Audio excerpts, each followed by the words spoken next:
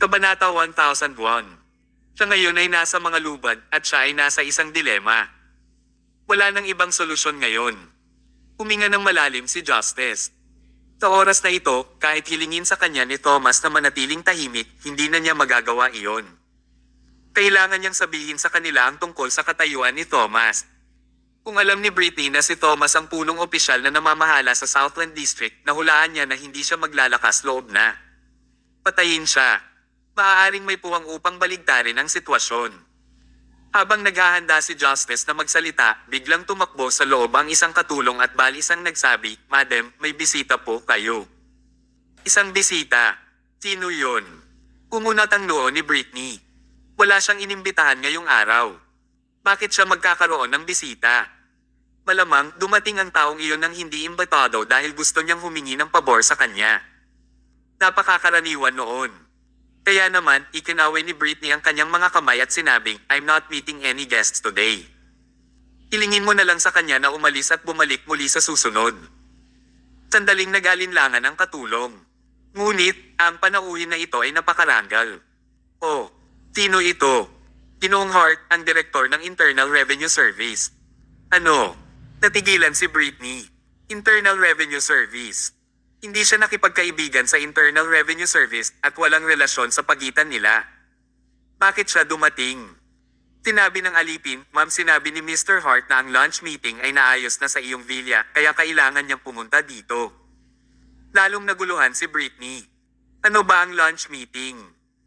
Bago niya maisip kung ano ang nangyari, isa pang katulong ang muling tumakbo sa loob. "Madam, dumating na si Mr. Parker mula sa korte at si Mr. Arnold mula sa police force. Ang hukuman at ang puwersa ng pulisya. Bakit sila nandito?" Natarante si Britney. Wala siyang ginawang seryosong krimen kamakailan, tama ba? Kahit nagawin niya, mayroon ding mga tao na nagpapalam sa kanya ng maaga. Paano naging posible para sa kanila na direktang lumapit sa kanya? Maya-maya, tumakbo ang ikatlong katulong at nagsabi, "Madam, si Mr. Robinson mula sa Urban Construction Bureau, Mr. Sullivan mula sa Bureau of Water Resources, at Mr. Lopez mula sa Department of Health ay nandito na." Sa pagkakataong ito, napatulala na si Britney. Bakit dumating ang mga pinuno ng tatlong departamentong ito? Sila ay ganap na walang kaugnayan, tama? Sa mga sumunod na minuto, isa-isang nasagasaan ang kanyang katulong at patuloy silang nagbibigay ng sorpresa kay Britney. Maliban sa mga pinuno ng mga nakaraang departamento, narito ang halos mga pinuno ng lahat ng departamento sa Southland District. Kabilang ang Culture Bureau, Department of Forestry, Department of Commerce, Experimental Design Bureau, Environmental Protection Agency, at Department of Internal Trade. Mayroong ilang dosenang mga tao at halos lahat ng mga pinuno ng Southland District ay narito. Masasabing kontrolado ng mga taong ito ang kapalaran ng Southland District. Bukod dito, protektado sila ng 1,000 pulis at may mga sundalo pa na nagsara ng kanilang paligid. Nakakatakot ang kanilang kahangahangang paraan. Ito ay hindi kakaiba. Ang buong Southland District ay kontrolado ng mga taong ito. Kung magkasama sila, tiyak na mapoprotektahan sila ng pinakamataas na pamantayan. Ang problema lang, bakit nila gustong bisitahin ang villa ng pamilya Martin? Hindi inisip ni Britney na ganoon kalaki ang impluwensya niya. Kahit na ang pamilya Martin ay may malaking autoridad at malakas na kapangyarihan, imposibleng tipunin niya ang lahat ng maimpluwensyang pinuno sa Southland District. Higit pa rito, marami pa ring tao sa lugar na iyon ang hindi nagustuhan ng pamilya Martin at may sama ng loob sa kanila. Natarante si Jade at natatakot na nagtanong, "Britney, ano ang nangyayari ngayon? Bakit magkasamang pumunta ang mga pinunong ito sa inyong lugar?" Nagdilim ang ekspresyon ni Britney. Gusto rin niyang malaman ang dahilan. Sa sandaling iyon, mahinang ngumiti si Thomas at maluwag na sinabi, "Hindi mo kailangang masyadong kabahan. Niyaya ko silang pumunta dito para kumain. Hindi ka nila guguluhin." Kabanata 1002. Ang mga salita ni Thomas ay parang kulog at lubos niyang ikinagulat si Lucas pati na rin si Britney. Ang mga taong ito ay inimbitahan ni Thomas. Paano niya nagawa iyon? Si Thomas ay isang purchasing manager lamang sa Stellar Jewelers. Paano siya magkakaroon ng ganoon kalaking kapangyarihan? Sila ang mga pinuno ng mga departamento ng pamahalaan. Bakit nila iistorbohi ang sarili nila sa isang hamak na karakter na tulad niya? Dapat malaman na hindi lamang isa o dalawang nakatatas ang dumating. Sa halip, naroon ang lahat ng pinuno ng Southland District. Ang isang ordinaryong tao ay hindi magkakaroon ng ganoong katayuan. Si Thomas ay nagsisinungaling o ang kanyang katayuan ay nakamit ang isang atitod na hindi maisip ng sinuman. Mas gugustuhin ni Lucas na maniwala sa una. He scoffed, and he mocked, "Thomas, I noticed that you're so shameless." Bagamat hindi ko alam kung bakit narito ang mga pinunong ito, nakakasigurado ako na hindi sila dumating para sa iyo. Sinasabi mo ito dahil gusto mong gamitin ang mga pinunong ito para makatakas ka sa lugar na ito. Haha. Hayaan mong sabihin ko sa iyo, ito ay ganap na, imposible. Nakaramdam din ng kawalan si Thomas. Sa puntong ito, ang mga taong ito ay napakatigas pa rin na ayaw nilang aminin ito. Tumanggi ba silang aminin ito o ayaw nilang aminin ito? Isang hakbang pasulong si Britney, ikinaway ang kanyang kamay, at sinabing, "Lucas, mangyaring huwag mo muna siyang pakialaman. Hindi si Thomas ang pinakamahalagang bagay ngayon. Kailangan muna nating tanggapin ang mga pinunong iyon." Itinaas niya ang kanyang kamay para paalisan ang lahat ng kanyang nasasakupan. Hindi alintana kung payag siya o hindi, hindi ito ang oras para harapin si Thomas. Napakaraming pinuno ang naroon ngayon. Kung makita nila siyang ipinatupad ang signature punishment ng kanyang pamilya sa bahay, gaano man kalaki ang autoridad ng pamilya Martin, hindi nila siya mapoprotektahan. Kailangan pa niyang pigilan ang sarili niya pansamantala. Sabi ni Britney, "Thomas, you're darn lucky. Ngunit, mas mabuting hindi ka masyadong masaya. Pagkaalis ng mga pinunong ito, ipapatupad ko pa rin ang parusa sa iyo. May isang araw ka na lang para mabuhay. Isang araw pa para mabuhay." Haha. Parang mayabang siya. Bago pa magsalita si Thomas ay agad na tumayo si Justice para kay Thomas. "Madam, ganoon pa rin ang opinyon ko. Sa tingin ko mas mabuting maging bukas palad ka at ihinto ang pakikipag-away kay Ginoong Mayo. Kung hindi, wala ka talagang magandang ending." Kumunat ang noo ni Britney. Ano bang problema nitong si Justice? Napaka-polite niya noon sa kanya, pero bakit ngayon siya naging mayabang at bastos? Wala siyang oras para hawakan siya ngayon. Haharapin niya ulit siya pagkatapos ng araw na ito. Walang atrasan, agad na hinayaan ni Britney ang kanyang katulong na linisin ang sala at ayusin ang ilang upuan. Pagkatapos, hinayaan niya silang anyayahan ang lahat ng mga pinuno na pumasok at hindi siya nang ahas na pabayaan sila. Ngunit, ang ikinawakward niya ay ang lahat ng mga pinunong ito ay nakatayo lamang sa looban. Wala ni isa sa kanila ang pumasok sa bahay. Kahit paano sila kumbansihin ni Britney, hindi sila kumibo. "Hello everyone, pwede ko bang malaman kung bakit kayo nandito ngayon? Maaari mo bang bigyan ako ng paliwanag? Talagang naguguluhan ako ngayon." Sabay-sabay na napatingin ang mga iyon sa sala at wala silang sinabi. Ang kahangahangang paraan ay napakalabis at naramdaman ni Britney na may mali. Sa oras na ito, sinabi ni Justice, "Madam, hindi naman sa ayaw nilang pumasok. Ngunit, hindi ibinigay ni Mr. Mayo ang kanyang utos, kaya hindi sila nang ahas na pumasok sa loob." Ano? Lalong nawala ng imek si Britney. Ano ba si Thomas? Hindi ba nang ahas na pumasok ang mga pinunong iyon hanggat hindi niya sila inuutusan? Haha. Maaari ba itong maging anumang pekeng? Hindi ito pinaniwalaan ni Britney, ngunit nagsimulang maniwala si Lucas. Hindi niya sinasadyang napagtanto na ang mga pinunong iyon ay tila nakatuon ang kanilang atensyon kay Thomas. Akala niya noong una ay ilusyon niya iyon. Ngunit kapag pinagmamasdan niya silang mabuti, ang mga pinunong iyon ay gumagalaw habang ginagawa ni Thomas ang bawat hakbang. Halatang nakatitig sila kay Thomas. Lubusang nakaramdam ng takot si Lucas. Bagamat hindi niya maintindihan kung bakit ito mangyayari, may natitiyak siya. Ang katayuan sa lipunan ni Thomas ay kailangang mas mataas kaysa sa inaasahan niya. Sa oras na ito, sa wakas ay naalala niya ang isang bagay na nagpagulo sa kanya. Para harapin si Thomas, nagpapadala si Lucas ng mga tao para imbestigahan si Thomas sa lahat ng aspeto, ngunit wala silang maisip. Maliban sa impormasyong iyon sa pamilyang Hill, wala siyang ibang malaman kahit na ano. Iniisip noon ni Lucas ang dahilan kung bakit hindi niya maisip si Thomas ay dahil wala siyang ibang impormasyon. Napaka-normal din para sa isang hindi gaanong mahalagang tao na magkaroon ng mas kaunting impormasyon. Pero, ngayon naiintindihan na niya.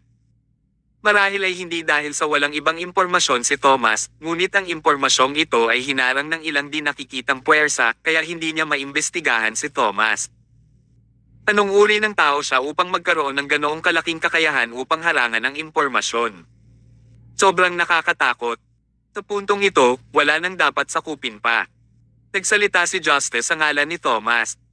Ginoong Hill, Madam Carter, hindi mo ba masasabi ang totoong pagkakakilanlan ni Mr. Mayo ngayon? Tunay na pagkakakilanlan. Anong tunay na pagkakakilanlan? Kumunat ang noo ni Britney. Hindi ba siya isang purchasing manager? Umalaklak si Justice. Madam, paano mo nasasabi ang ganyang kalokohan? Maaari bang mag-imbita ang isang purchasing manager ng napakaraming pinuno para sa isang pagkain? Siyempre, imposible. Kabanata 1003. Naramdaman din ni Britney na may mali. Tigilan mo na ang pagpapanggap dito.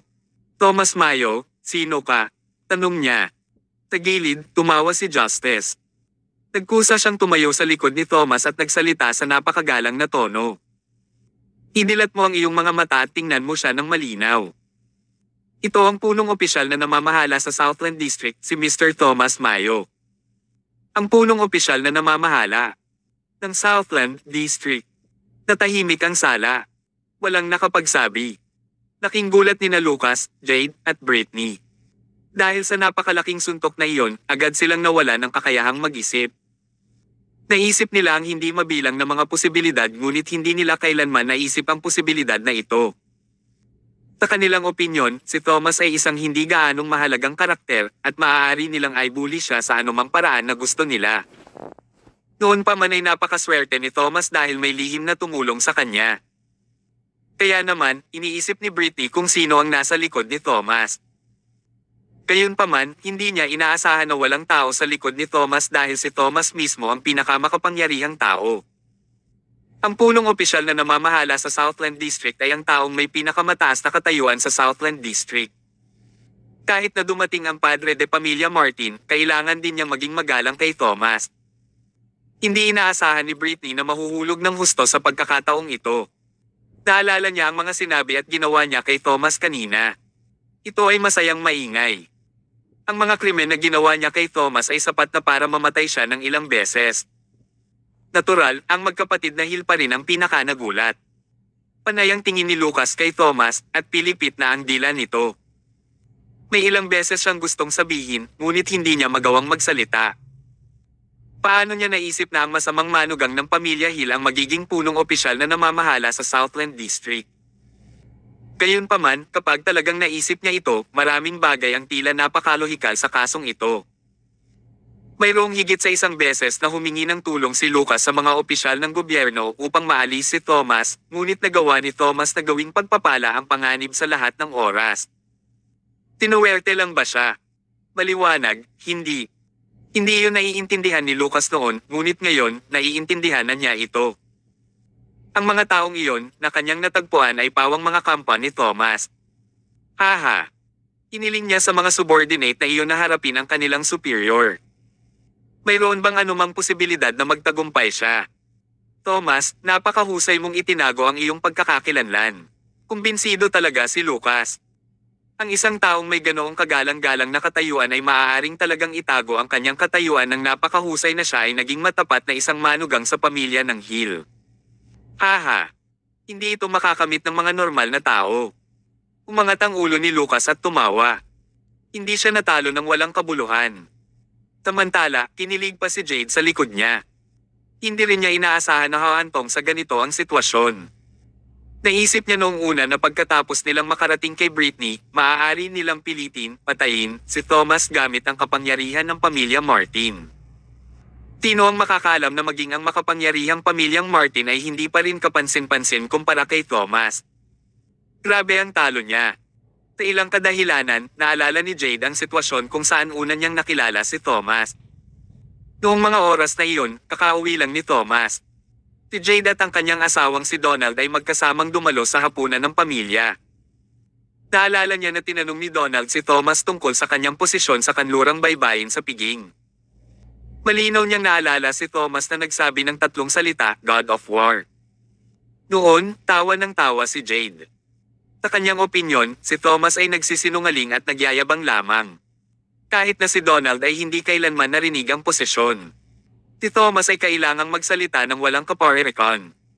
Maya-naya pa, naisip ni Jade na basura lang si Thomas na magaling lang magsinungaling.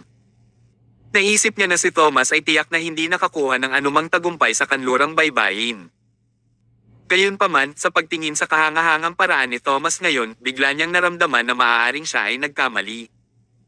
Hindi lamang siya, ngunit kahit na si Donald at ang buong pamilya ng Hill ay maaaring hindi maintindihan si Thomas. Brittany, may itatanong ako sa'yo. Ha? Batay sa narinig mo sa pamilya Martin itong mga taon, alam mo ba kung ano ang ibig sabihin ng God of War sa kanlurang baybayin? Kumunat ang noo ni Brittany.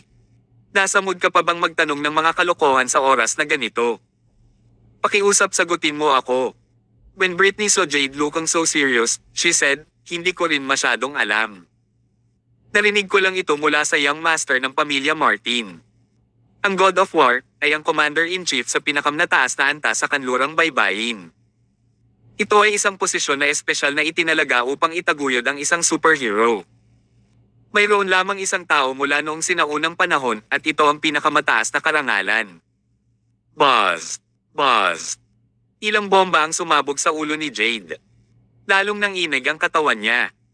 Ang Diyos ng digmaan ba ay isang marangal na pag-iral? Haha! Wala namang kalokohan ang sinabi ni Thomas. Sa halip, sila ay naging masyadong ignorante. Haha! Haha! Haha! Nabaliw na talaga si Jade. Tumawa siya ng nakakaloko. Lalong naguluhan si Brittany. Anong problema mo? Bakit bigla kang nagtanong tungkol sa God of War? Tawa ka pa ng tawa pagkatapos mong magtanong. Jade, nababaliw ka na ba? Sa oras na ito, nanunuya si Justice at sinabing, Madam, may nakalimutan akong sabihin sa iyo. Maliban sa pagiging punong opisyal na namamahala sa Southland District, mayroon ding ibang pagkakakilanlan si Ginoong Mayo.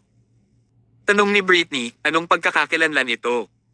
Noong si Ginoong Mayo ay nasa hukbo sa kanlurang baybayin, nagkaroon siya ng pambihirang pagganap at hindi mabilang na mga parangal. Ang mga posisyon na magagamit ay hindi sapat para sa kanya.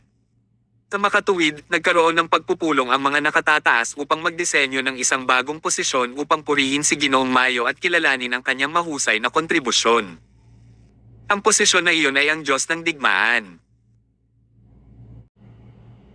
Kabanata 1004. Noong una, inakala niya na sapat na ang ginawa niya, ngunit ipinakita muli ng katotohanan kay Brittany ang katotohanan. Ang Diyos ng Digmaan. Si Thomas ang Diyos ng Digmaan. Mahirap para sa kanya na tanggapin ang katotohanan ito. Kung matagal na niyang alam ang bagay na ito, siguradong hindi niya tatanggihan si Thomas. Ang pag-target kay Thomas ay walang pinagkaiba sa paglalagay ng panganib sa kanyang leeg. Ang pagkakakilanlan ng punong opisyal na namamahala sa Southland District ay sapat na upang mawalan ng pag-asa si Brittany, hindi pa banggitin na siya rin ang Diyos ng Digmaan. Hehe, kahit ang pamilya Martin ay hindi makalaban sa kanya. Ang nakakatawa ay naging kampante si Brittany. Naisip niya talaga na walang makakagawa sa kanya sa Southland District. Natatakot siyang tumingin kay Thomas. Tapos tumingin siya kay Lucas. Paano mo na-offend ang isang bigwig? Lucas, pinahirapan mo ako. Sa sandaling iyon, ang pagmamahal niya kay Lucas ay hindi na umiral. Hindi man lang niya maprotektahan ang sarili niya, kaya paano niya sasabihin ang tungkol sa pag-ibig? Sumugod si Brittany at sinuntok si Lucas. Siya ay namumuhay ng isang magandang buhay, ngunit ang lalaking ito ay pumasok at sinira ito sa loob ng wala pang isang araw. Ito ay ganap na nawasak. Sa puntong ito, wala nang ibang masabi. Tinulak ni Lucas si Brittany sa sahig. Bastos ka, lumayo ka sa akin. Akala ko ibinento mo ang sarili mo sa pamilya Martin para maging kapaki-pakinabang ka. Hehe, wala ka pa ring silbi. Alam mo ba kung bakit hindi kita nagustuhan kahit na lumipas ang maraming taon? Ito ay dahil ikaw ay walang isip at narcissistic. Hindi na pinansin ni Lucas at sinabi ang lahat ng nasa isip niya. Sa una, gumawa siya ng mga kompromiso upang magawa ang lahat. Naisip niya na sa pamamagitan ng pagsasakripisyo ng ilang bagay, makukuha niya ang kapangyarihan ng pamilya Martin at mapapawi si Thomas. Ngayong alam na ni Lucas ang tunay na pagkatao ni Thomas, wala na siyang ibang ideya. Maliligtas ba ng punong opisyal na namamahala na siya ring Diyos ng digmaan, si Lucas? Paano haharapin ng isang hamak na pinuno ng pamilya Hill isang taong kapantay ni Tomnos? May tatlong tao. Ang isa ay baliw, ang isa ay umiiyak, at ang isa ay galit. Sabay-sabay silang lumubog sa kawalan ng pag-asa. Sa harap ng ganap na makapangyarihang puwersa, lahat sila ay tila hindi gaanong mahalaga. Para silang tatlong langgam na nakatayo sa harap ng isang elepante. Kahit anong gawin nila, hindi sila maaaring maging kalaban ng elepante. Siya ay sobrang kumpiyansa, at ito ay katawa-tawa. Iyon lang ang. Kawakas ay tumingin si Lucas kay Thomas at nagtanong, Thomas, mayroon kang isang natatanging pagkakakilanlan. Bakit mo gustong magtago sa hamak na pamilya ng Hill at maging manugang nila? Masaya ka bang napapagalitan ka ng ibang tao na walang kwenta sa mukha mo? Mahinahong sabi ni Thomas, I said that I don't like red tape. Kung isisiwalat ko ang aking pagkakakilanlan, natatakot akong mga mapagkunwari na mukha sa bahay. Ang pamilya ng Hill ang tahanan ko, at ayaw kong makakita ng mga mapagkunwari na mukha kapag bumalik ako. Naiintindihan mo ba? Hindi pa rin matanggap ni Lucas. Nagawa mong sumuko sa kahihiyan dahil lang dito. Hindi pa ba ito sapat? Ang simpleng pag-uusap na ito ay sapat na upang makita na silang dalawa ay may ganap na magkaibang halaga. Kung si Lucas ang may ganoong kakaibang pagkakakilanlan, tiyak na ipapaalam niya sa buong pamilya at Southland District. Siya ay nasa telebisyon at sinasamba ng libu-libong tao araw-araw. Ngunit pinili ni Thomas na mamuhay ng isang mababang buhay. Napaka-low-key na kahit ang kanyang pamilya ay hindi alam ang kanyang tunay na pagkatao. Ang dalawa sa kanila ay gumawa ng ganap na magkaibang mga pagpipilian sa buhay. Marahil, ito ang isa sa mga dahilan kung bakit si Thomas ay maaaring maging isang nangungunang aso. Kabanata 1005. Ang hindi pag-aaway ay naging pinakamalaking sagupaan kailanman. Alisin mo sila. Kinawian ni Thomas ang kanyang kamay, at agad namang lumapit ang ilang tao para pinususan sina Lucas at Jade at dalhin sila. Sa lahat ng mabibigat na krimen na ginawa nilang dalawa, kailangan nilang makulong habang buhay. Sumunod ay si Britney. Nang pinususan na ng pulis si Britney at dalhin siya palayo, nanginginig na pumasok ang matandang mayordomo ng pamilya Martin. Sabi niya sa matandang boses, Mr. Mayo, narito ang isang tawag para sa iyo. O sino ang tumawag? Ang young master ng pamilya Martin. Pinaikit ni Thomas ang kanyang mga mata. Pinili ng young master ng pamilya Martin na tumawag sa oras na ito, kaya malamang na ang pamilya ni Martin ang nagpaalam sa kanya ng balita. Pagkatapos ng lahat, ito ang bahay ng pamilya Martin, at si Britney ang asawa ng young master ng pamilya Martin. Ang mga miyembro ng pamilya Martin ay hindi madaling mabuli ng ibang tao. Kinuha ni Thomas ang telepono at mahinahong sinabi, Hello, ako si Thomas Mayo. Isang mahina at medyo paos na boses ang nagmula sa kabilang dulo ng telepono. Kumusta, Ginoong Mayo? Ako si Dylan Martin, ang young master ng pamilya Martin. Hello, Mr. Martin. Paano kita matutulungan? Ginoong Mayo, narinig ko ang lahat ng nangyari sa iyong panig. Una sa lahat, pinagsisisihan ko ang ginawa sa iyo ni Britney. Gusto kong humingi ng tawad sa iyo. Umiti si Thomas. Hindi na kailangan nito. Ang bagay na ito ay walang kinalaman sa iyo, Mr. Martin. Sa akin naman siya.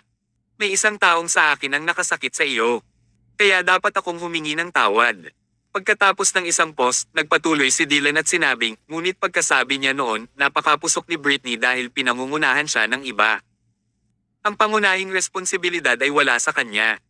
At saka, hindi siya nagdulot ng anumang malaking pinsala, kaya umisi si Thomas. So, gusto mo patawarin ko siya? Sagot ni Dylan, yes, Mr. Mayo.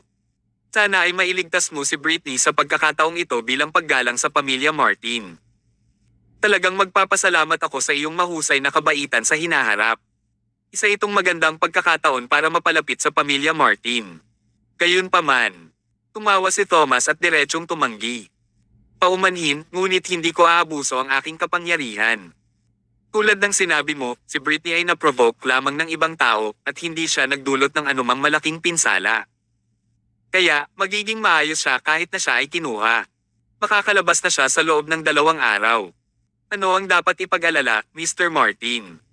Natahimik ang kabilang dulo ng telepono. Sa bagay na ito, walang gaanong responsibilidad si Britney. Gayunpaman, ang babaeng ito ay nakagawa ng maraming krimen at nakasakit din siya sa maraming pinuno sa Southland District. Kung siya ay kinuha, ang kanyang mga nakaraang aksyon ay tiyak na ibinalita muli. Sa oras na iyon, hindi na siya makakalabas pa. Hindi ito ang pangunahing punto. Ang ikinabahala ni Dylan ay alam ni Britney ang maraming sikreto ng pamilya Martin. Kung ito ay nalaman ng mga pinuno ng Southland District kung gayon. Dahil dito, nagpigil ng galit si Dylan at nakangiting sinabi, Mr. Mayo, hindi na kailangang dumaan sa napakaraming problema. Hinayaan mo lang si Britney at bigyan siya ng verbal warning. Handa akong magbayad ng maraming piyansa hanggat gusto mo. Habang ginagawa niya ang ganitong paraan, tila mas kainahinala ito. Mahinaong sinabi ni Thomas, sa tingin ko, hindi ito kailangan. Ang batas ang magpapasya kung anong parusa ang haharapin ni Britney. Mr. Martin, may gagawin ako, kaya ibaba ko muna ang tawag. Pagkatapos magsalita, nagkusa si Thomas na ibaba ang telepono. Lahat ng naruroon ay humanga sa kanya. Ito ang unang pagkakataon na may isang tao sa Southland District na nangahas na tanggihan ang kahilingan ng pamilya Martin at ibinaba ang tawag ni Dylan. Si Thomas, ang punong opisyal na namamahala, ay maaasahan. Kabanata 1006. Sa villa ng pamilya Martin sa Central City, nakaupo si Dylan sa mahogany furniture. Pinaikit niya ang mga mata at tumingin sa phone na hawak niya.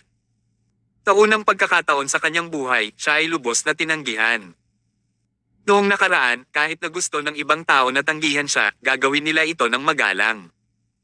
Bukod dito, ang mga nangahas na tanggihan siya ay pawang mga pinuno ng may impluwensyang pamilya sa Central City. Hindi niya inaasahan na ang isang punong opisyal na namamahala sa Southland District ay maglalakas loob na dumura sa kanyang mukha. Si Thomas ay ang Diyos ng digmaan at may matayog na katayuan. Ngunit gaano man siya kalakas, isa pa rin siyang tagalabas at hindi taga Central City. Sa Central City, gaano man kaliit ang isang opisyal, hindi pa rin ito maikukumpara sa mga opisyal sa labas ng Central City. Wala pang nakilala si Dylan na hindi nagbigay ng respeto sa kanya noon. Siya na mismo ang tumawag sa telepono, ngunit hindi pa rin siya binigyan ni Thomas ng respeto. Hehe, walang isip talaga siya. Lumapit ang mayordoma sa gilid at sinabing, Young Master Dylan, kailangan mo ba akong pumunta sa Southland District? Kinawayan ni Dylan ang kamay niya. Hindi na kailangan. Pagdating mo doon, matagal na sana ang interogasyon ni Britney. Kalimutan mo na. Ang mga bagay na alam niyang wala at hindi magdudulot ng malaking pinsala sa pamilya Martin. Sa pamamagitan lamang ng paggawa nito, natatakot ako na ang kapangyarihan ng pamilya Martin sa Southland District ay mawawala. Siguradong matapang si Thomas. How dare he offend the Martin family? Matapang siya. Hindi nagsalita si Dylan ng anumang mga salita ng paghihiganti, ngunit sa kanyang puso, inilagay na niya si Thomas sa kategoryang mga kaaway. Sa hinaharap, tiyak na itutulak niya si Thomas sa kamatayan hanggat may pagkakataon. Ibinaba niya ang phone. Hindi na ako mag-abala tungkol sa mga gawain ng Southland District. Ngayon, mayroon tayong mas mahahalagang bagay na dapat harapin. Kumusta si Master Centipede? Sumagot ang mayordomo, umaasa siya na makapagbibigay kami ng higit pang tulong at umaasa pa nga siya na makakarating kami. Hehe, umisi si Dylan. Nanaginip siya. Pinibigyan namin siya ng paggalang sa pamamagitan ng pagsuporta sa kanya sa likod ng kurtina. Dapat niyang malaman na walang ibang maglalakas loob na tumulong sa kanya maliban sa amin, ang pamilya Martin. Ang kalaban na kinakaharap niya this time ay hindi ordinaryong kalaban. Sinabi ng mayordomo, hindi ba ang kalaban ni Master Centipede ay kalaban din natin? Kung tutusin, sa tingin ko ay mas mabuting sanayin at suportahan si Master Centipede at hayaan siyang tumulong sa atin na maalis ang kalaban. Maaari nating patayin ang kalaban sa pamamagitan ng kanyang mga kamay. Umiling si Dylan. Huwag kang masyadong sigurado dyan. Ang kalaban natin ay hindi kayang harapin ng isang tulad ni Master Centipede. At saka, sa tingin mo ba ay mabuting tao si Master Centipede? Ang kailangan nating gawin ay suportahan ang Master Centipede na laban sa kalaban, ngunit hindi niya kailangang alisin ang kalaban. Kailangan lang niyang hilahin ang oras para maubos ang kalaban at maubos ang lakas ng kalaban. Kapag ito ang tamang timing, maaari nating alisin ang kalaban at i-annex ang Master Centipede. Ito ay tinatawag na labanan na nakikinabang lamang sa isang ikatlong partido. Naunawaan naman ng Mayordomo matapos makinig. Maalalahanin ka, Young Master Dylan. Masyado akong mababaw. Sige, pwede ka nang umalis. Sige. Nang lumakad na ang Mayordoma sa pintuan, pinigilan siya ni Dylan. Sandali lang. Young Master Dylan, may iba pa ba? Kung wala kang gagawin, tulungan mo akong imbestigahan si Thomas. Gusto kong malaman kung gaano kalakas ang God of War at kung gaano core aming mga subordinate ang mayroon siya. One day in the future, baka kalabanan ko siya. Ang pag-alam sa mga detalye ng kalaban ng maaga ay makikinabang sa akin. Tumango ang Mayordomo. Naiintindihan ko. Magpapadala ako ng mag-imbestiga mamaya at magpapadala rin ako ng mag-iimbestiga sa kanlurang baybayin. Sige, pwede ka nang umalis. Naiintindihan ko. Kabanata 1007. Sa villa ng pamilya Martin sa Southland District, lahat ay inaresto sina Brittany, Lucas, at Jade. Pansamantalang na-requisition ang villa ng pamilya Martin. Umupo si Thomas sa sopa at isang malaking grupo ng mga leader ang nakaupo sa maliliit na bangkito. Ang eksena ay hindi katulad ng isang pulong ng lahat ng mga koponan sa Southland District.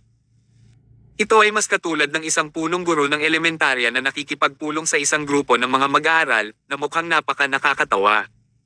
Ngunit walang makatawa. Bagamat nakakatawa ang eksena, hindi naman nakakatawa ang nilalaman. Hindi nagpatalo si Thomas sa paligid ng Bosch. May sinabi siyang nakakagulat sa simula. Sa harap ng lahat, inihayag niya ito. Ngayon, tinawag ko kayong lahat dito hindi para sa ibang bagay, kundi para ipahayag ang isang bagay sa inyo. Aalis na ako sa post ko. Nagulat ang lahat. Bakit siya umalis sa kanyang post kung siya ay gumagawa ng napakagandang trabaho? Sa lohikal na pagsasalita, ang mga tao ay magrereklamo lamang tungkol sa hindi pagiging matagal sa post. Paanong may kusang umalis? Bukod dito, ito ay ang mataas na posisyon ng punong opisyal na namamahala. Hindi kailanman nagkaroon ng on-site na pagbibitiw. Talagang naglakas loob si Thomas na lumaban sa karaniwan. Ang mga pinuno sa pinangyarihan ay nag-aalala. Sa katunayan, sa ilalim ng pamamahala ni Thomas sa panahong ito, ang Southland District ay mailalarawan lamang bilang maunlad. Hindi lamang napakalaki ng pag-unlad ng ekonomiya, ngunit nakalikha din ito ng ilang uri ng mga negosyo sa mundo na lubos na nagpahusay sa pangunahing kompetisyon ng Southland District. Ang proyekto ng Northern Wilderness ay partikular na itinayo ang Southland District bilang isang first-class tourist city sa bansa. Buong tiwala ang lahat kay Thomas. Matapos makita ang lakas ni Thomas sa pagtanggi kay Dylan ngayon, lalo pang hinangaan ng lahat ang punong opisyal na ito na namamahala. Nang susundan siya ng lahat at gumawa ng isang bagay ng walang paghihigpit, aalis siya sa kanyang post. Bakit nangyari ito? Ginoong Mayo, bakit ka umaalis sa post mo? Dilipat ka ba sa ibang distrito? O gusto mong bumalik sa kanlurang baybayin para protektahan ang bansa? O may nangyari sa iyong pamilya at kailangan mong umalis sa iyong post at umuwi para alagaan ito? Nanghuhula ang lahat. Itinaway ni Thomas ang kanyang kamay. Huwag mong hulaan. Ang dahilan kung bakit ako aalis ay dahil pagod ako. Gusto kong bitawan ang pasan sa balikat ko. Gusto kong magpahinga ng mabuti at masiyahan sa oras kasama ang aking pamilya. Ayan yon. Bagamat sinabi niya iyon, hindi naniwala ang lahat. Walang pakialam si Thomas kung maniwala sila o hindi. Nagpatuloy siya at sinabi, ngayon, tinipon ko ang lahat.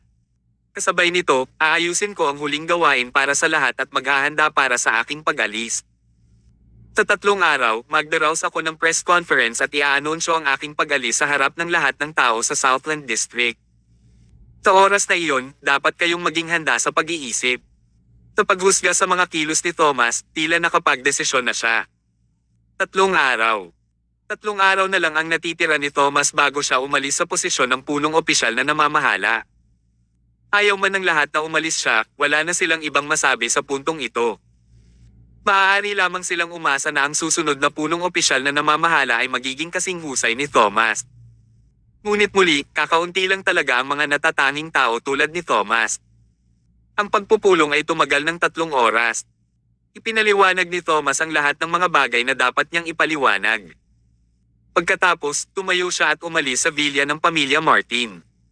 Ang mga problemang dapat harapin ay lahat ay hinarap, at ang mga problemang hindi pa naasikaso ay ipinasa din sa mga taong dalubhasa dito.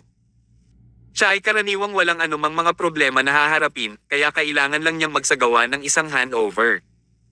Susunod, ang dapat gawin ni Thomas ay opisyal na tulungan ng Harvard na umakyat sa posisyon ng ulo ng pamilya. Kabanata 1008.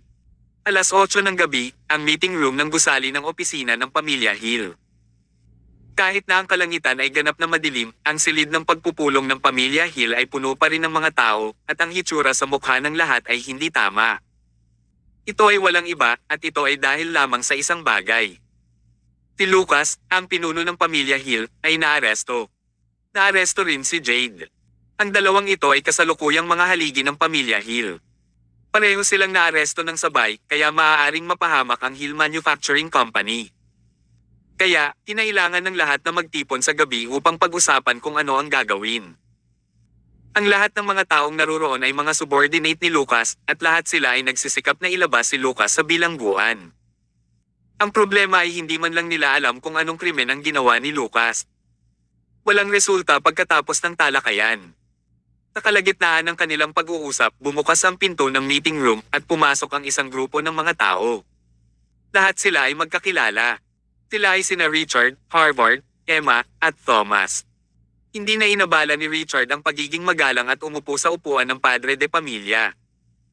Tinulyapan niya ang mga tao na may malamig na mga mata at malamig na sinabi, "Bakit kayo nagpupulong, gabing-gabi na?" Sabi ng isang vice chairman, "Richard, dapat alam mo na rin, naaresto si Lucas sa hindi malamang dahilan. Pinag-uusapan natin kung paano siya ililigtas. Kung ang bagay na ito ay magiging isang malaking issue, ito ay makakaapekto ng malaki sa mga benepisyo ng pamilya." Umisi si Richard. Hindi na kailangang pag-usapan pa. Hindi maliligtas si Lucas. "Richard, anong ibig mong sabihin dito? Apo mo siya. Hindi mo siya masisipa kapag nahulog siya." Karamihan sa mga taong naruroon ay mga alyansa ni Lucas.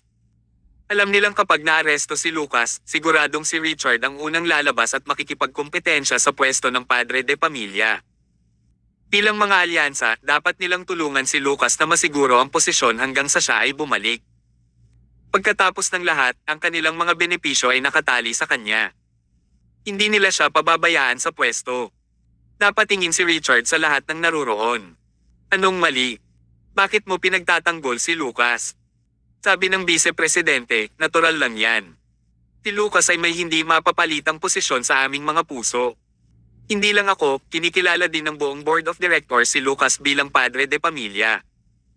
Kahit na siya ay naaresto sa sandaling ito, ang ibang mga tao ay hindi dapat subukang samantalahin ito. Tumingin si Richard sa board of directors at nagtanong, "Sinusuportahan niyo pa rin ba si Lucas?" Sabi ng isang kinatawan ng board of directors, "Of course, we'll fight for the benefit of Lucas." Pinapayuhan namin ang mga may lihim na motibo na itigil ang pag-iisip tungkol dito. Lihim na natuwa ang vice-presidente. Hanggat hindi pa hihintulutan ng board of directors, hindi maaagaw ni Richard ang pwesto ng padre de pamilya. Ano man ang mangyari, si Lucas na ngayon ang may pinakamaraming bahagi sa pamilya at kinilala siya ng board of directors. Sa kasong ito, ang posisyon ng ulo ng pamilya ay hindi magbabago. Gayunpaman, 3 beses na tumawa si Richard at nagtanong, "Sobrang suporta ninyo si Lucas, pero alam niyo ba kung bakit siya inaresto?" Nagkatinginan ng board of directors at umiling. Masyadong nagmamadali ang usapin at hindi pa rin nila alam ang nasa loob na kwento. Bukod dito, mahirap malaman ang katotohanan sa kanilang antas. Tiningnan sila ni Richard ng makahulugan at nakangiting sinabi, "He is guilty of the crime of attempted murder, and are arrested by the police." Ang taong gusto niyang patayin ay ang kasalukuyang punong opisyal na namamahala sa Southland District. Nagdulot ng kaguluhan ang kanyang mga salita. Ang lupo ng mga direktor, pati na ang mga taga-suporta ni Lucas, ay natakot lahat. Paano kaya? Niloloko mo ba ako? Bakit papatayin ni Lucas ang punong opisyal na namamahala? Gagawin lang niya ito kung may mali sa utak niya. Richard, itigil mo na ang pagkalito sa amin. Totoong mahirap paniwalaan ang balitang ito. Nang sabihin ni Thomas sa Harvard at Emma ang balita, hindi sila makapaniwala na gagawin ito ni Lucas. Iyon ay dahil walang motibo sa pagpatay. Kahit na may motibo sa pagpatay, gaano kalakas ang loob ni Lucas na patayin ang punong opisyal na namamahala sa kanyang hindi gaanong katayuan. Hindi ba ito nakatakdang mabaygo? Sa sandaling ito, iisa ang iniisip ng lahat ng naroroon. Alam ni Richard na hindi sila naniniwala at patuloy na sinabi, maniwala ka man o hindi, ito ang katotohanan. May sasabihin pa ako sa'yo. Ang insidenteng ito ay napakaseryoso at ngayon ay binibigyang halaga ito ng pulisya. Lubos nilang iniimbestigahan ang mga kasama ni Lucas. Pagkasabi nito ni Richard ay tumingin siya sa paligid. Labis na natakot ang lahat ng nakita ni Richard. Nagkaroon sila ng malapit na relasyon ni Lucas at tinutulungan nila siya. Kung matukoy sila ng mga pulis bilang kasabwat, hindi na sila makakalabas sa kulungan habang buhay. Masyadong mabigat ang krimen ng pagpatay sa punong opisyal. Noong una, hindi naniniwala ang lahat. Pero ngayong may kinalaman ito sa kaligtasan ng buhay, mas gugustuhin pa nilang paniwalaan ito kahit hindi naman totoo. Richard, wala akong kinalaman kay Lucas, kaya huwag mo akong titigan ng ganyang mga mata. Ako ay isang maliit na clerk lamang at hindi ako pamilyar kay Lucas. Richard, palagi akong nakatayong matatag sa iyong panig at lagi kong sinasalungat si Lucas. Mas alam mo ito. Nagpunta lahat sa gilid ni Richard ang mga bakod na iyon. Sa oras na ito, kung maglakas loob pa rin silang manindigan sa panig ni Lucas, maaaring magdusa sila ng masamang kahihinatnin kung sila ay matukoy na kasabwat ng pulisya. Mas mabuting putulin na nila siya ng mas maaga. Ang mga taong nagtitipon dahil sa mga benepisyo ay maghihiwalay din sa landas dahil sa kakulangan din ng mga benepisyo. Kabanata 1009. Napangisi si Emma sa gilid. Itong grupo ng mga bakod na naninirahan sa bakod ay nakaramdam siya ng sakit nang tumingin siya sa kanila. Napatingin ulit si Richard sa board of directors. I don't care about the others, pero parang close ang relasyon ng board of directors kay Lucas. Well, you guys so much support Lucas, so you must have a very close relationship with him. Baka kayo ay sangkot sa pagpatay sa punong opisyal na namamahala sa likod ng kortina. Sa sobrang lakas, tumayo ang board representative at nauutal, Richard, don't talk nonsense and chismis. Bagamat maganda ang relasyon namin ni Lucas, wala kaming kinalaman sa tangkang pagpatay sa punong opisyal na namamahala. Napangiti si Richard. It's not up to you to decide kung magkarelasyon ba kayo o hindi. Tatawag ako ngayon ng pulis at hayaan ang pulis na mag-imbestiga. Malalaman mo rin pagkatapos nito.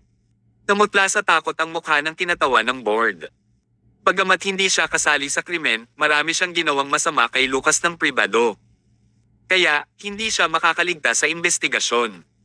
Sa oras na ito, ang lahat ng iba pang mga direktor ay tumayo. Richard, hindi talaga sinusuportahan ng board of directors si Lucas. Tama iyan.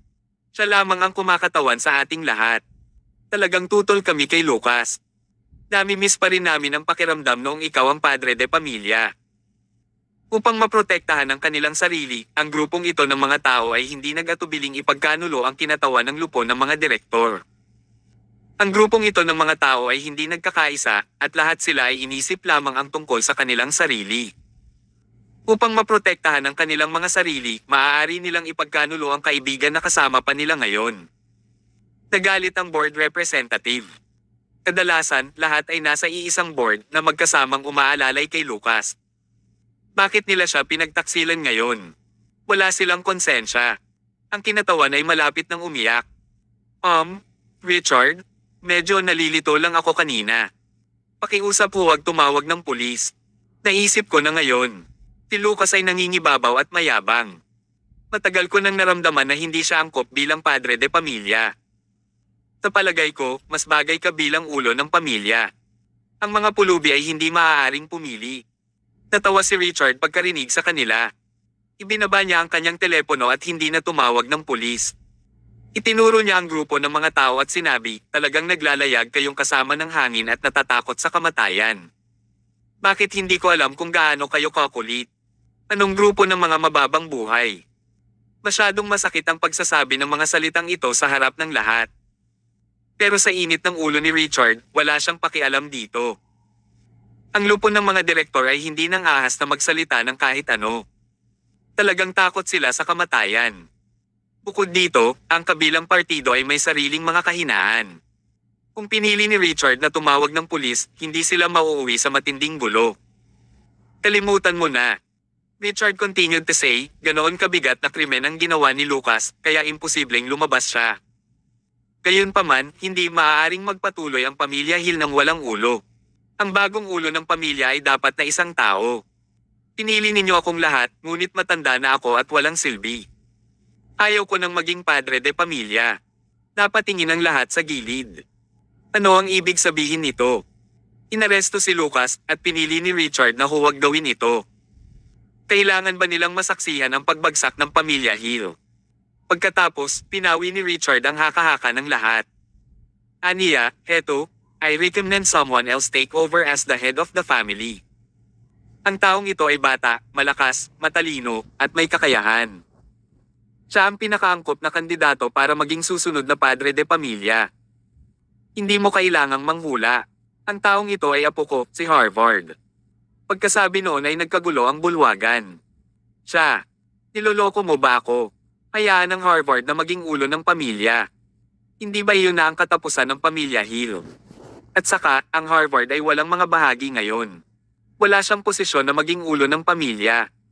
Sa aking palagay, mas mabuting hayaan si Thomas, ang manugang na lalaki, na maging pinuno ng pamilya kaysa sa Harvard.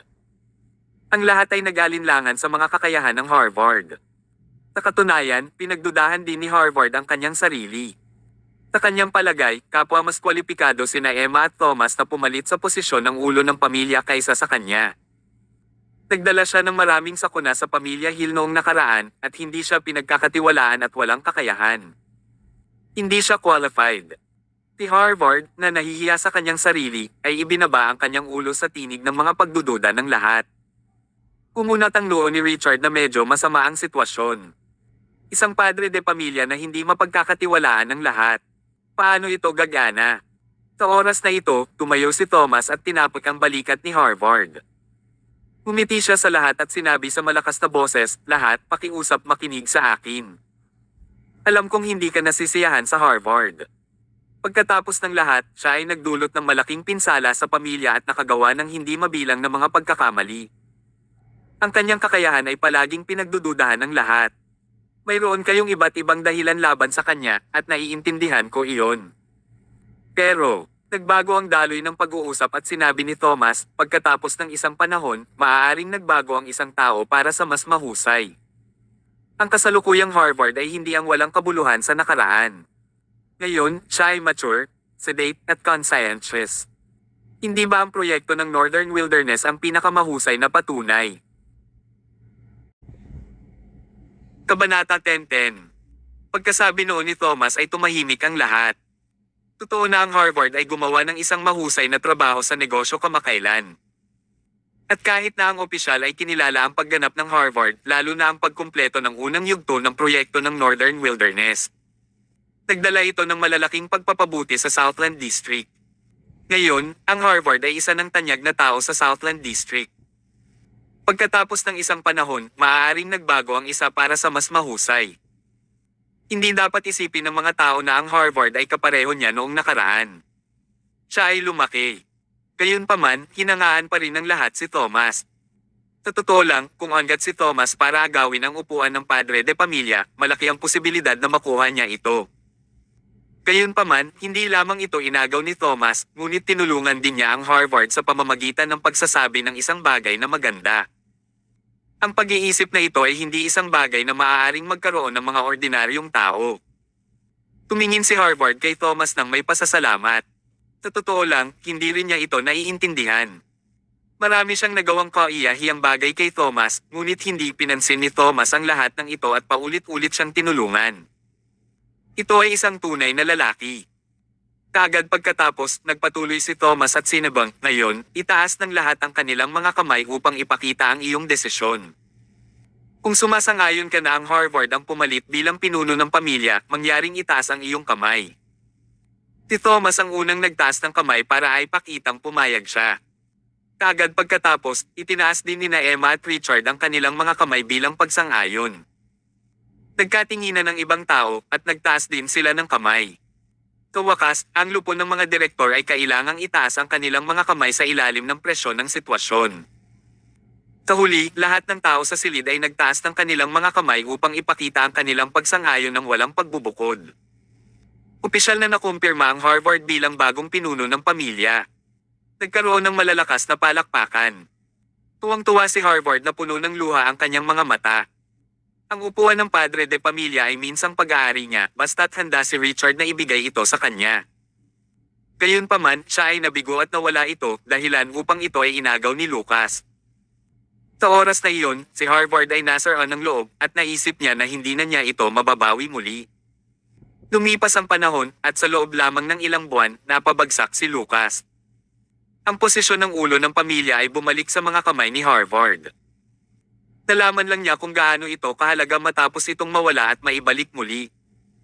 Tumayo si Harvard. Lahat, alam kong may pagdududa kayong lahat sa akin, but please rest assured. Aakayin kita upang muling pasiglahin at isulong ang pamilya Hill. Muling umalangaw-ngaw ang palakpakan. Sabi ni Richard, Harvard, in order to celebrate your taking over as the head of the family, I'll give you a gift. Matanda na ako at ayaw kong maging maingay. Ang lahat ng bahagi ng pamilya na mayroon ako ay inilipat na sa iyo. Napatulala si Harvard. Maraming share si Richard. Kung lahat sila ay ililipat sa Harvard, hindi na matitinag ang kanyang posisyon bilang padre de pamilya. Lolo, salamat. Sinabi rin ni Emma sa kabilang side, Harvard, may regalo din ako sa iyo. Pagkatapos mong pumalit bilang pinuno ng pamilya.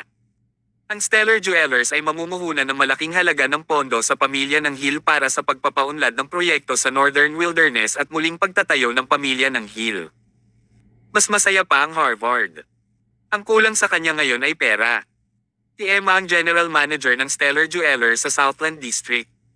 Ang halaga ng mga pondo na mayroon siya sa kanyang pagtatapon ay napakalaki. Sa hinaharap, makikipagtulungan ang pamilya Hill sa Stellar Jewelers. Sa suporta ng Shalom Technology at Scott's Remembrance Cultural Arts Entertainment, hindi ito magagapi sa buong Southland District. Isang higanti ang tahimik na ipinanganak. Nagpatuloy ang pagpupulong at ang bituin ngayong gabi ay ang Harvard. Pagkatapos ng pulong, nagpunta ang lahat upang batiin ang Harvard. Umiti si Thomas at tahimik na umalis. Sa likod niya, dahan-dahang lumapit si Richard at sinabing, Thomas, libre ka ba? Gusto mo bang bumaba at humitit ng sigarilyo kasama ko? Ikinagagalak ko. Pagkatapos noon, umalis sina Richard at Thomas at lumabas sila ng office building.